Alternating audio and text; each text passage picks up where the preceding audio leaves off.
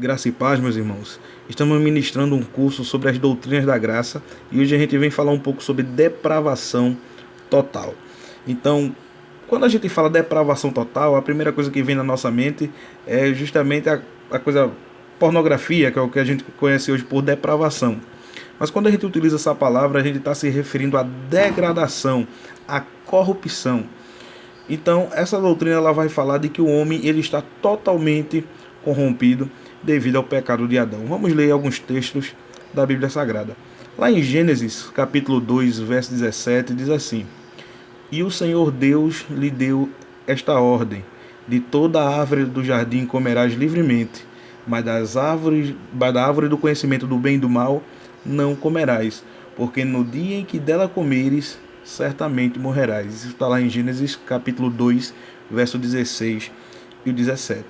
Aqui nós vemos que Deus ele faz um pacto com Adão, dizendo que no dia em que ele comesse daquela árvore, ele morreria. A gente sabe que existe três tipos de morte: a morte física, a morte espiritual e a morte eterna. A morte física é a morte do corpo.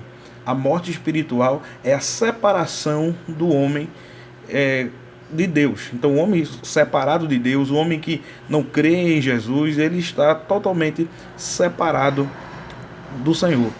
E a terceira morte é a morte eterna. É o homem que ele não tem vida em Cristo Jesus, ele passa pela morte física, ali ele já não tem mais oportunidade para se reconciliar com Deus. Ele foi realmente separado por toda a eternidade, para sempre. Então, Deus estabelece esse pacto e ele diz que no dia que o homem ele viesse a pecar, ele viesse a comer daquela árvore, aliás, ele estaria passivo de morte. E isso aconteceu, de fato se deu. Ele foi ali separado e expulso do jardim do Éden, tendo assim agora que trabalhar para ter o seu sustento, né? Trabalhar e sentir dores por isso, cansar-se por isso, né? Adoecer por causa disso. E ele agora estaria distante do Senhor.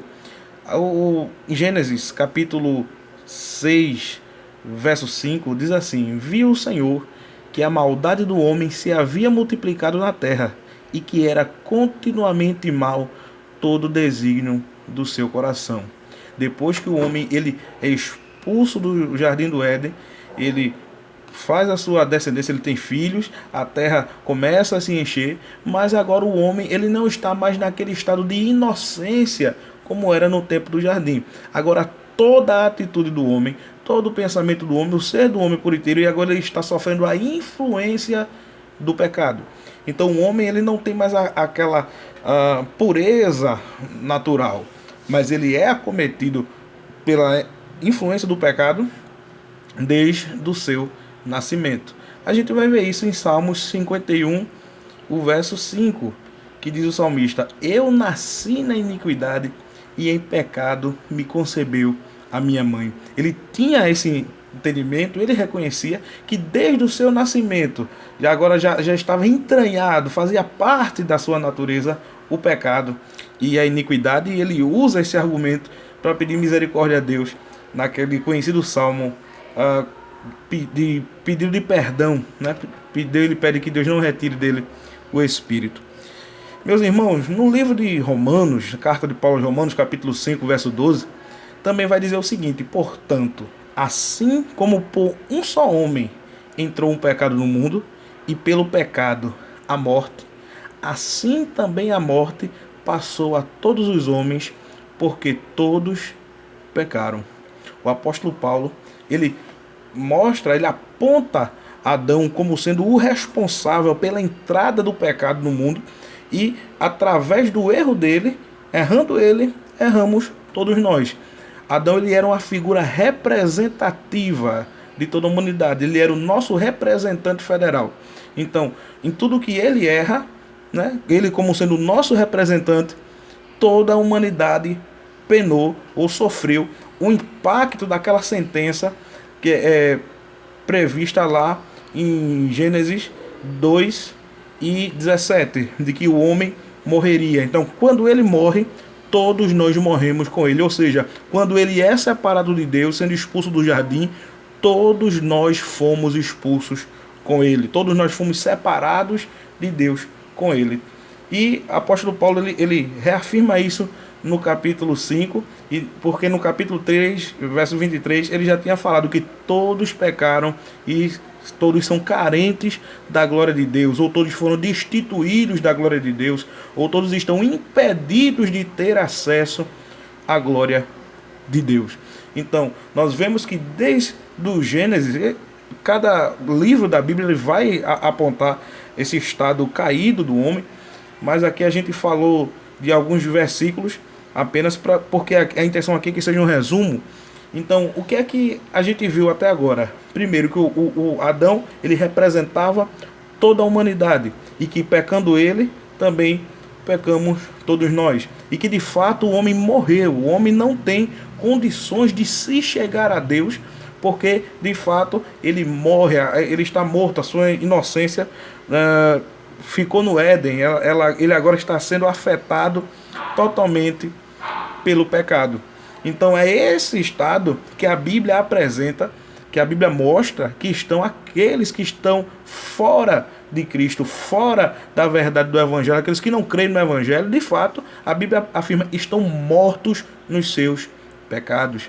A gente vai ver em Efésios capítulo 2, versículo 1, ele vai dizer assim: ele vos deu vida, estando vós mortos nos vossos delitos e pecados. Então, um homem, quando ele está distante de Cristo, distante do Evangelho, o seu estado, ele é realmente de morte. Ele está morto.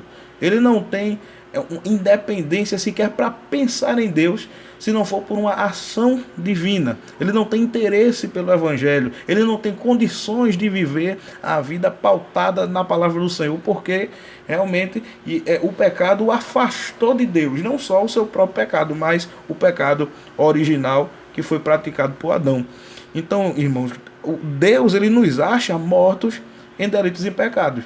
Mas quando a gente vai ver aí Efésios 2, o versículo 4 e 5, vai dizer assim: mas Deus, sendo rico em misericórdia, por causa do grande amor com que nos amou, e estando nós mortos em nossos delitos, nos deu vida juntamente com Cristo. Pela graça sois salvos. Graça é um favor imerecido. Nós estávamos mortos. Nós não podíamos acenar para Deus e dizer: Deus, me dá vida novamente. Deus, me restitui a tua presença, me restitui a comunhão. Não. Porque nós de fato estávamos afastados. Se dependesse de nós, nós nunca teríamos de novo comunhão com Deus. Mas o que aconteceu? A Bíblia diz: mas Deus, sendo rico em misericórdia, por causa do grande amor com que nos amou, e estando nós mortos em delitos e em pecados, ou seja, ele aponta a bondade de Deus mediante o nosso estado de morte. E ele fala que esse Deus misericordioso, né, e nós maus, mortos em delitos e pecados, ele nos deu vida juntamente com Cristo. E o apóstolo ele reitera, ele reforça: pela graça sois salvos. Ele está dizendo: vocês não fizeram nada para merecer a salvação, porque vocês estavam mortos, vocês não tinham como cooperar nessa salvação. Então, de fato, a doutrina da depravação total vai mostrar que o homem ele foi completamente afetado por esse pecado, impossibilitado de chegar à presença de Deus. Ainda em Efésios capítulo 2, versículos 8 e 9, diz assim: porque pela graça sois salvos, mediante a fé, e isto não vem de vós, é dom de Deus, não de obras, para que ninguém se glorie. O apóstolo ele vai colocar que a graça de Deus nos alcançou mediante a fé, mas diz que essa fé ela não provém de nós, ela não provém do homem, de uma reflexão humana, de um reconhecimento humano do seu estado pecaminoso e da carência da graça de Deus. Não. Isso vem totalmente por um ato de Deus intervindo na condição do homem, uma condição de morte, né? Ou seja, é um dom, é um presente imerecido, não de obras, para que ninguém se glorie. A salvação ela não vem por nossas obras, ou porque eu sou tão bom que um dia eu resolvi seguir a Cristo. Não, nós estávamos totalmente condenados, mas o amor de Deus, a graça de Deus, ela tem nos alcançado. Irmãos, nesse breve resumo, eu espero que a gente possa ter dado alguma contribuição nesse entendimento do que é essa depravação total. É o estado em que o homem ele está quando ele não teve um encontro ainda com o Evangelho, quando ele não teve um encontro com Jesus. Então, é pela fé em Cristo Jesus, é quando nós somos alcançados por esse amor, por essa graça, e reconhecemos nosso estado pecaminoso e recorremos a Ele agora que nós fomos vivificados e podemos, de fato, poder orar, adorá-lo e ter o desejo da salvação. Mas tudo isso é um ato de Deus, não vem de nós. Que Deus abençoe a cada um. Daqui uns dias a gente vai postando novos vídeos falando sobre outras matérias da doutrina da graça. Então, que Deus abençoe.